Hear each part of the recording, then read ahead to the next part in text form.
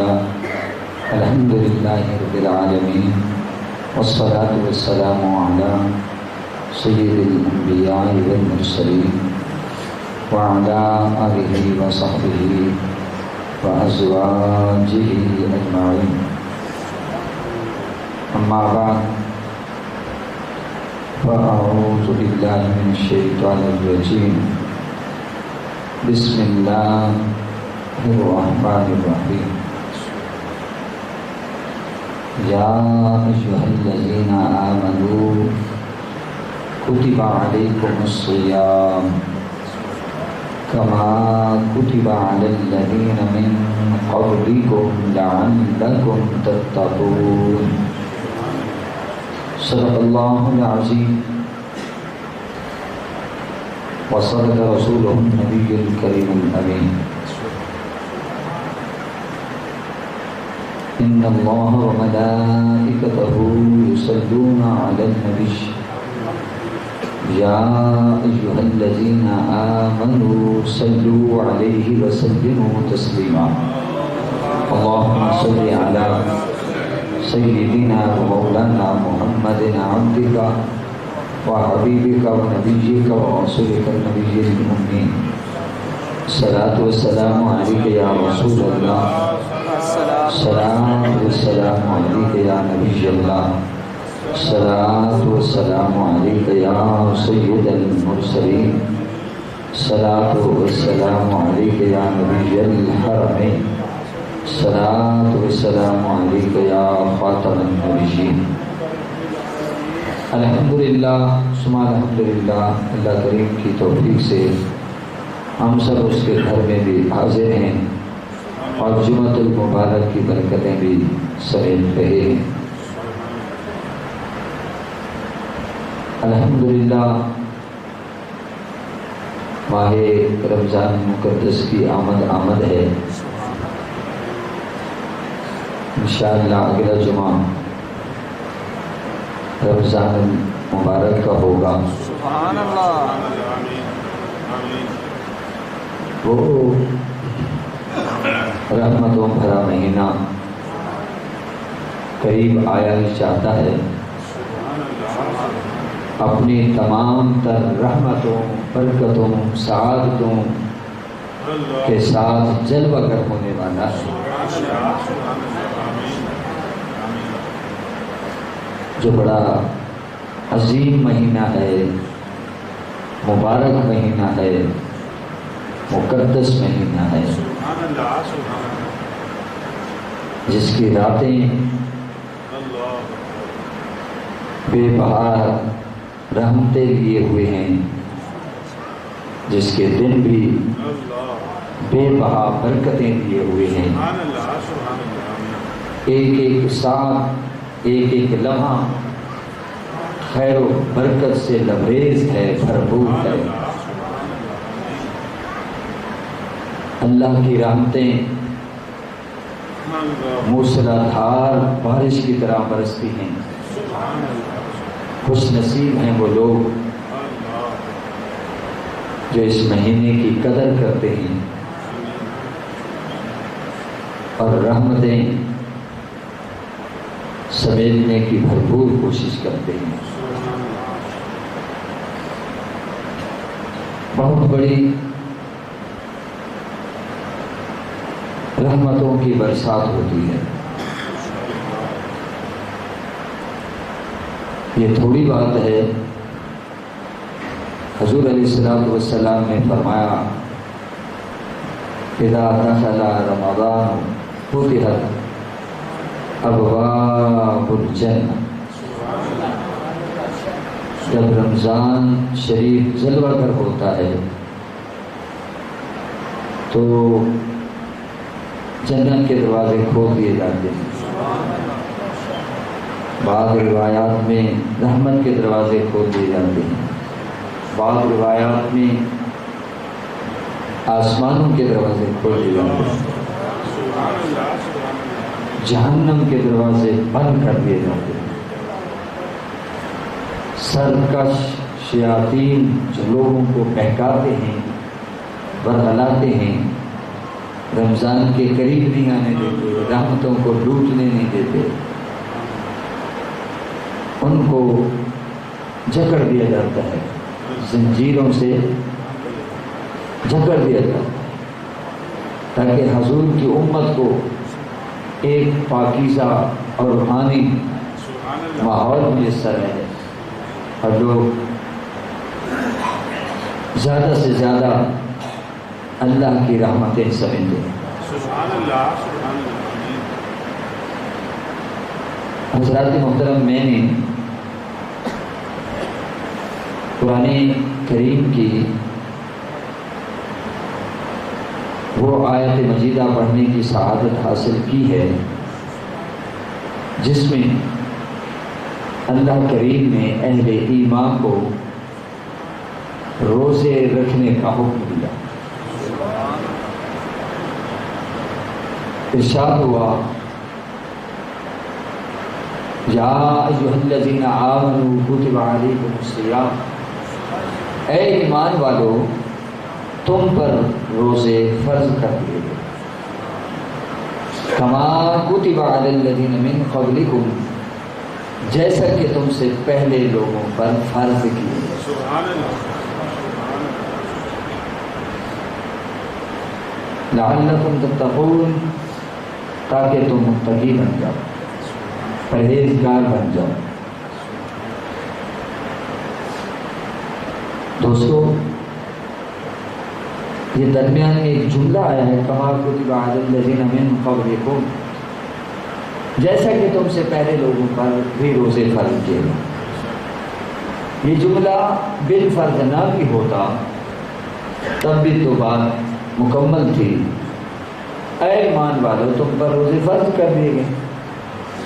یہ درمیان میں جو جملہ لایا گیا ہے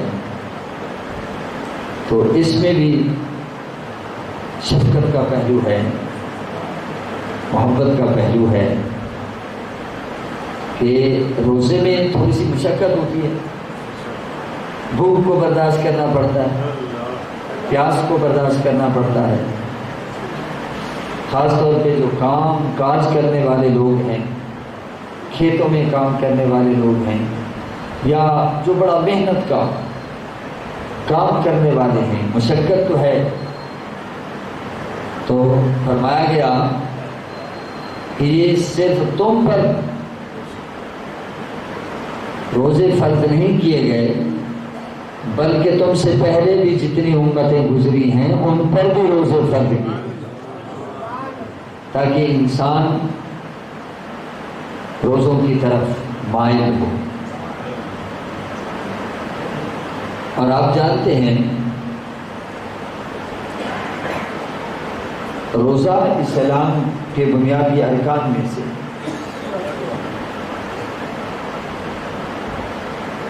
جیسے کہ فرمایا گیا، بنی الاسلام علی خمس شہادت اللہ الہ الا اللہ، فرمایا اسلام کی بنیاد 5 چیزوں پر رکھی گئی۔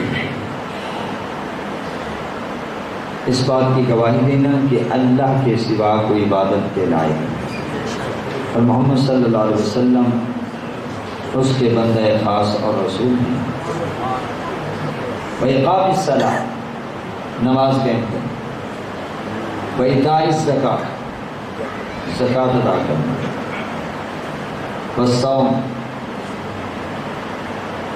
شہر رمضان، رمضان شریف کے روزے رکھنا، والحج، اور حج کرنا جو اس کی استطاعت رکھتا ہے۔ تو دوستو، یہ وہ بنیادی ارکان ہیں جن پر اسلام کی پوری عمارت کھڑی ہے۔ کوئی چیز بغیر بنیاد کے قائم نہیں ہوتی۔ آپ نے کوئی بھی عمارت کھڑی کرنی ہے، چاہے 1 منزلہ ہو، 2 منزلہ ہو، 3 منزلہ ہو، تو آپ کو بنیاد باندھنا ہوگی، اور جتنا آپ اوپر لے جانا چاہتے ہیں بنیاد کو اتنا مضبوط کرنا ہوگا۔ بنیاد بھی طے کہ جس پر بلند و بالا وزنی عمارت قائم ہو سکے. کوئی بھی چیز ہو اس کے لیے بنیاد ضروری ہے. آپ کو علم حاصل کرنا چاہتے ہیں تو اس علم کی آپ کو قواعد، ضوابط، اصول، اصطلاحات بنیادی وہ یاد کرنا ہوں. جس کو الف با تا سا نہ آئے وہ آگے کیسے جائے گا؟ تو ہر علم کی بنیادی باتیں بھی ہوتی ہیں، وہ اگر اچھی طرح ازبر ہو جائیں تو پھر آگے چلنا آسان ہو جائے.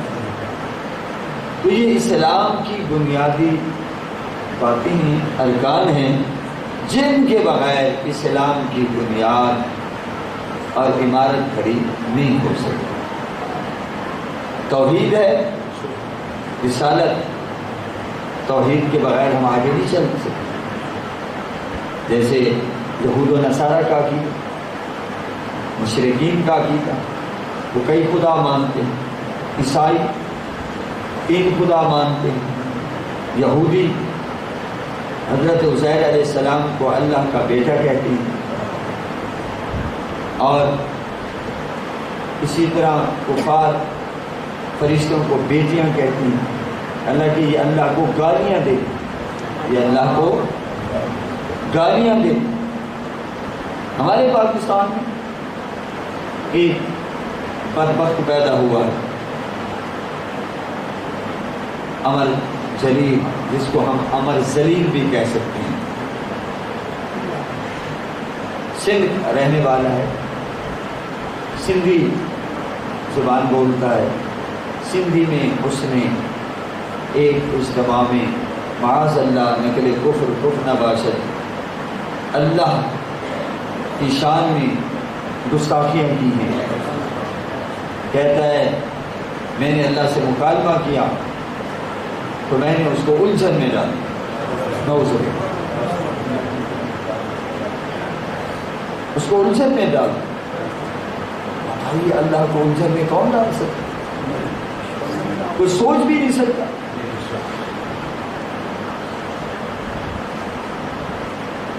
اللہ امن یجیب المضطر ویکشف السوء. بھلا کون ہے جو بے قرار کی دعا کا جواب دیتا ہے، بے قرار کی آواز سنتا ہے جب وہ اسے پکارتا ہے اور مصیبت کو دور کرتا ہے، الجھنوں سے نکالتا ہے. جب انسان دلدل میں پھنس جاتا ہے تو کون ہوتا ہے؟ وہی کشتی بھنور میں پھنس جائے اور یقین ہو جائے کہ بس اب ڈوبنے کے سوا کوئی چارہ نہیں ہے، تو اس وقت اس مالک کے آگے فریاد کرتا ہے. تو ڈوبتی ناؤ کو کنارے کون لگاتا ہے؟ اللہ.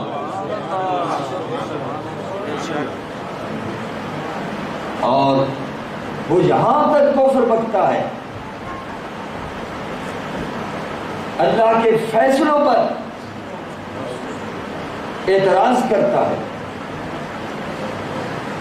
اللہ کے فیصلوں پر کہتے ہیں اللہ نے مردوں کو صرف نبی کیوں بنایا ہے، عورتوں کو نبی کیوں نہیں بنایا؟ چند عورتیں بھی نبی بنا دیتا تاکہ عدل و انصاف ہو. کتنا بدبخت ہے اللہ کے فیصلوں پہ اعتراض کرتا ہے. حالانکہ اللہ خوب جانتا ہے کہ اس نے کس کو نبی بنانا ہے، کہاں رسالت کو رکھنا ہے.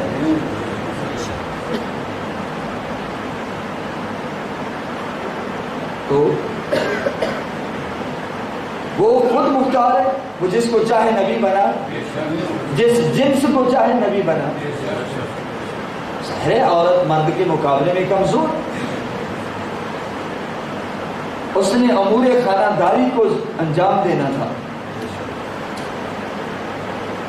اس نے چراغ خانہ بننا تھا، نہ کہ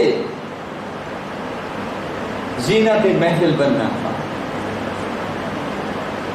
اس نے پردے میں رہنا تھا، اور پھر کمزور ہے، حالات کا وہ اتنا مقابلہ نہیں کر سکتی، اللہ کے فیصلوں پہ اعتراض کرتا ہے اور کہتا ہے اللہ نے ہر چیز کا جوڑا جوڑا پیدا کیا ہے، تو آپ چھڑا چھانٹ کیوں ہیں؟ آپ نے جو اس نے کوئی مؤنث کیوں نہیں بنائی؟ نعوذ باللہ من ذالک۔ کتنا بدبخت ہے، قرآن کا مطالعہ کرتا تو اس پر حقیقت کھلتی، اندھیرے میں نہ بھٹکتا پھرتا۔ قل هو اللہ احد اللہ الصمد لم یلد ولم یولد ولم یکن له کفوا احد۔ اے محبوب اپنی زبان حق بیان سے فرما دے اللہ ایک، اور وہ بے نیاز، کسی کا محتاج نہیں۔ یہاں تک وہ بکتا ہے کفر کہ اللہ محتاج ہے، میں محتاج نہیں۔ یہاں تک بکواس کرتا ہے اللہ بد نصیب ہے اور میں خوش نصیب ہوں۔ لا حول ولا قوت الا باللہ۔ یہ ہمارے پاکستان میں ہو رہا، پھر کہتے ہیں کرونا جان نہیں چھوڑ۔ دنیا میں کیا ہو رہا؟ کبھی ہم نے نہیں پڑھا کہ اتنے دن اللہ کا گھر بند رہا، کتنے لوگ ہیں جو ترس رہے۔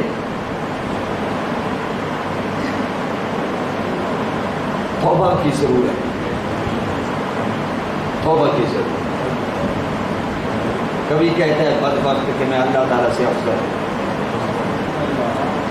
اللہ تعالیٰ کو مشکلات کا سامنا، اور اسی پاکستان میں ہم حیران ہیں حکومت وقت پر جو ریاست مدینہ کا نعرہ بھی لگاتی ہے، مولویوں کی رپورٹیں پل پل کی پہنچ رہی ہیں، لیکن وہ بدبخت جس نے سندھ کی سرزمین پر بیٹھ کر بندوں کے سامنے ایسی واہیات، خرافات، لغویات اور بکواسات اور کفریات بکی، اور لوگ ہنس رہے ہیں اور داد دے رہے ہیں۔ آپ نے امام تو اس کا گیا ہی صحیح، ہم تو ڈوبے ہیں، سنم تجھے بھی لے ڈوبیں گے۔ توحید بہت ضروری، توحید توحید تو یہ ہے خدا حشر میں کہہ دے یہ بندہ دو عالم سے خفا میرے لیے۔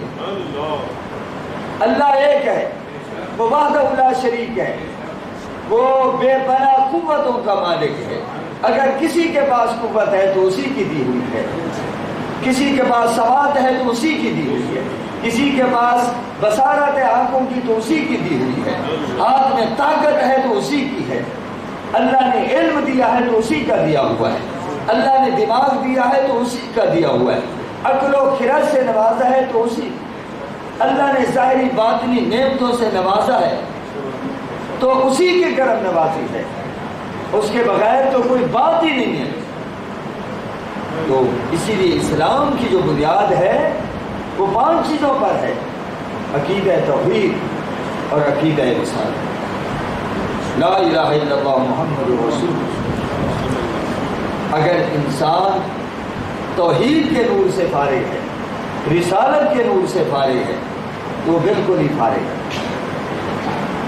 اور فرمایا اقامت صلاۃ، پھر نماز۔ جب اس نے کلمہ پڑھ لیا ہے لا الہ الا اللہ محمد رسول اللہ، تو اسلامی مدرسے کا طالب علم بن گیا، اسلام کے دائرے میں داخل ہو گیا، اور اس پر سب سے پہلا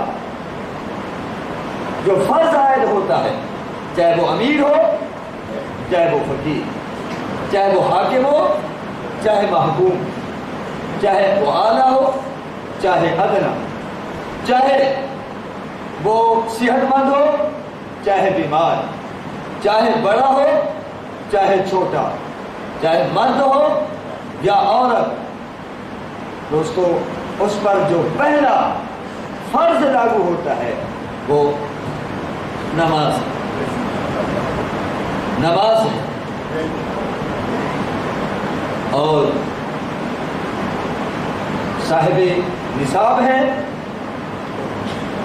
7 تولے سونا کا مالک ہے یا 52.5 تولے چاندی کا مالک ہے، یا وہ کاروبار کرتا ہے، تجارت کرتا ہے اور سامان تجارت 52.5 تولے چاندی کی مالیت کے برابر ہوتا ہے، سال گزرنے پر اس پر زکوٰۃ لازم 2.5%۔ اسی طرح روزہ جو ہے وہ بھی سفر پر جو عاقل ہے، بالغ ہے، صحت مند ہے، ہاں بیمار ہے تو اسے ان دنوں میں چھوٹ ہے، جو بیماری کے اس کے دن ہیں اسے چھوٹ ہے، جب وہ صحت مند ہو جائے گا تو وہ روزے رکھے گا۔ ایسے سفر پر ہے کہ روزہ نہیں رکھ سکتا تو اسے چھوٹ ہے، سفر سے واپس آئے گا تو روزے اس کو رکھنا پڑیں گے، یعنی جو رہ گئے ہیں فعیدۃ من ایام اخر، بعد میں رمضان گزرنے پر وہ روزے رکھے گا۔ یہ بات ذہن میں، روزہ تو کسی حال میں، نماز جو ہے وہ بھی کسی حال میں معاف نہیں۔ روزہ کی بہت بڑی اہمیت، روزہ کی بہت بڑی عظمت ہے۔ حضور فرماتے ہیں کاش اگر بندوں کو معلوم ہو جاتا، میری امت کے افراد کو پتہ چل جاتا، ما فی رمضان، اللہ نے رمضان میں کیا اجر و ثواب رکھا ہے، تو فرمایا میری امت یہ خواہش کرتی، تمنا کرتی کہ رمضان صرف 1 مہینہ نہ ہو، پورا سال ہی رمضان ہے۔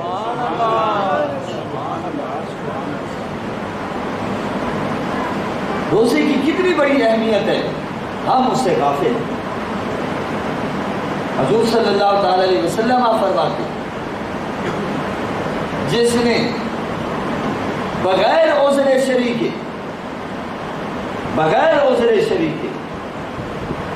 روزہ چھوڑ، عذر شریع کیا؟ بیمار تھا، ایسا بیمار تھا کہ روزہ رکھنا اس کے لیے مشکل ہے، تو دین یسر، دین آسان ہے۔ جہاں اللہ تعالیٰ نے روزوں کے احکام بیان کیے ہیں وہاں یرید اللہ بکم اليسر ولا یرید بکم العسر، فرمایا کہ اللہ تمہارے ساتھ آسانی کا ارادہ کرتا ہے، تنگی کا ارادہ نہیں کرتا۔ اللہ تو کریم۔ تو دوستو فرمایا بغیر عذر شریعے جس نے روزہ چھوڑ دیا، روزہ نہیں رکھا، پھر وہ ساری زندگی روزے رکھتا رہے، رمضان شریف کے روزے کا اجر و ثواب نہیں حاصل۔ دوستو رمضان شریف کی آمد حضور صلی اللہ تعالی علیہ وسلم رمضان شریف کا استقبال کیا کرتے، صحابہ کرام رمضان شریف کا استقبال کیا کرتے۔ آپ کئی بار سن چکے ہو، جب رجب آتا، رجب کا مہینہ جلوہ گر ہوتا تو حضور علیہ السلام خاص دعا مانگنا شروع کر دیتے، اللہم بارک لنا فی رجب، اے اللہ ہمارے لیے رجب کو بابرکت بنا، وشعبان، اور شعبان کو بابرکت بنا، وبلغنا رمضان، اور ہمیں رمضان تک پہنچا۔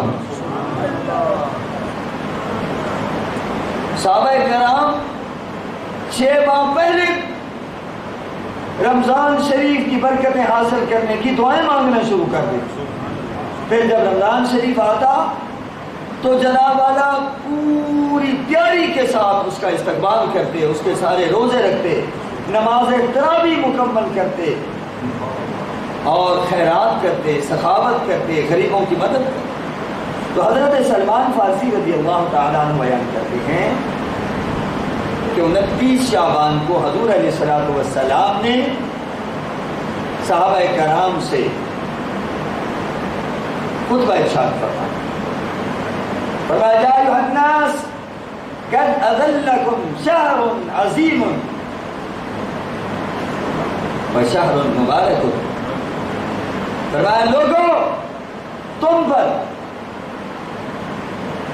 ایک عظمت والا مہینہ جلوہ گر ہو رہا، سایہ فکن ہو رہا، جو بڑا بابر خیر و برکت والا مہینہ. وشہر فیہ لیلۃ القدر، اور اس میں شب قدر ہے جو 1000 مہینوں سے بہتر ہے، جو 83 سال 4 ماہ بنتے ہیں. ایک شخص مسلسل دن رات لگاتار 83 سال تک عبادت میں مصروف رہے، لیکن ادھر ایک ہی رات میں کھڑا ہو کر بندہ اللہ کی عبادت کرے تو 83 سال 4 ماہ کی عبادت سے زیادہ ثواب لے جائے. یہ کرم ہم پر جو ہو رہا ہے حضور کے دامن رحمت کی برکت. اور حضور فرماتے ہیں کہ نیکیوں کا ریٹ کتنا بڑھ جاتا ہے. فرمایا جو اس میں کوئی نیکی کرے بطور نفل تو فرمایا اس کو کتنا ثواب ملتا ہے جیسے کسی اور مہینے میں اس نے فرض ادا کیا. یعنی جو نفل ادا کرے گا اس کو فرض کے برابر، اور جو فرض ادا کرے گا فرمایا اس کو 70 فرائض کے برابر ثواب. نیکیوں کا ریٹ بڑھ جاتا ہے، نیکیوں کی بہار روٹ سیل لگ جاتی ہے. نیکیوں کی بہار، یہ نیکیوں کا سیزن ہے. کاش اللہ تعالی ہمیں پوری طرح متوجہ ہونے کی توفیق نصیب کرے. اور جب رمضان شریف کی پہلی رات آتی ہے تو آسمان دنیا سے منادی اعلان کرتا ہے اے خیر کے طلبگاروں خیر کی طرف متوجہ ہو جاؤ، اور اے برائی کے طلبگاروں رک جاؤ، تمہارے لیے بہترین موقع آ گیا. تو حضرات محترم، رمضان شریف کی بڑی عظمت جو ہی پہلی رات آتی ہے تو اللہ پاک حکم دیتا ہے اے فرشتوں میرے بندوں کے لیے جنت کو سجانا شروع کر. سبحان اللہ. حالانکہ 11 مہینے بھی وہ سجتی رہتی ہے، مگر پھر سے اللہ تعالیٰ حکم دیتا ہے کہ میرے بندوں نے آنا ہے جو میرے لیے کھانا چھوڑیں گے، جو میرے لیے پینا چھوڑیں گے، جو میرے لیے اپنی خواہشات کو قربان کریں گے، ان کے لیے میری جنت کو سجاؤ. تو پھر اس رمضان سے لے کر دوسرے رمضان تک وہ سلسلہ آرائش دبائش کا جاری رہتا ہے. جنت تو پہلے بھی سجی ہوئی ہوتی ہے، اللہ تعالیٰ پھر آرڈر فرماتا ہے اور عرش کے نیچے سے جنت کے پتوں کو ہوا لگتی ہے، اور پھر وہ ہوا کے دل آویز جھونکے جنت کی حوروں سے گزرتے ہیں، ان کو چھوتے ہوئے گزرتے ہیں. تو وہ کہتی ہیں اے اللہ اپنے بندوں میں سے ان کو ہمارا شوہر بنا، یعنی روزے دار. سبحان اللہ.